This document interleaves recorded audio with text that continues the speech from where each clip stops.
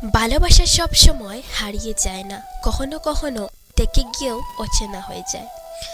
ভালোবাসা শুরু হয় খুব সাধারণভাবে, একটু খেয়াল, একটু সময় আর অনেকটা যত্ন দিয়ে। শুরুর দিকে একটা মেসেজ না পেলে মন খারাপ হয়, একটা ফোন পেলেই সব কষ্ট ভুলে যাওয়া যায়। কিন্তু সময় বদলায়, মানুষ বদলায়, আর সবচেয়ে বেশি বদলায় প্রাধান্য। যে মানুষটা একদিন সবচেয়ে গুরুত্বপূর্ণ ছিল, একদিন সেই সবচেয়ে অবহেলিত হয়ে যায়।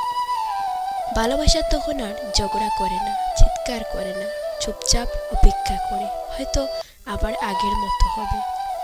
কিন্তু বাস্তবতা হলো, সব আগের মতো আর ফেরে না। কিছু সম্পর্ক ভেঙে যায় না, শুধু নিঃশব্দে ফাঁকা হয়ে যায়। সবচেয়ে কষ্টের ভালোবাসা কোনটা জানেন?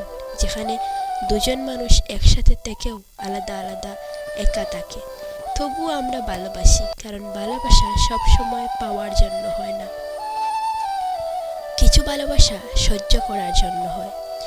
যদি আপনি কাউকে এখনো মন থেকে চাইছেন, তাহলে আপনি দুর্বল নন, আপনি শুধু খাঁটি ভালোবাসতে জানেন। সব ভালোবাসা শেষ বিচ্ছেদ নয়, কিছু ভালোবাসা নীরব অভ্যাস হয়ে সারা জীবন থেকে যায়।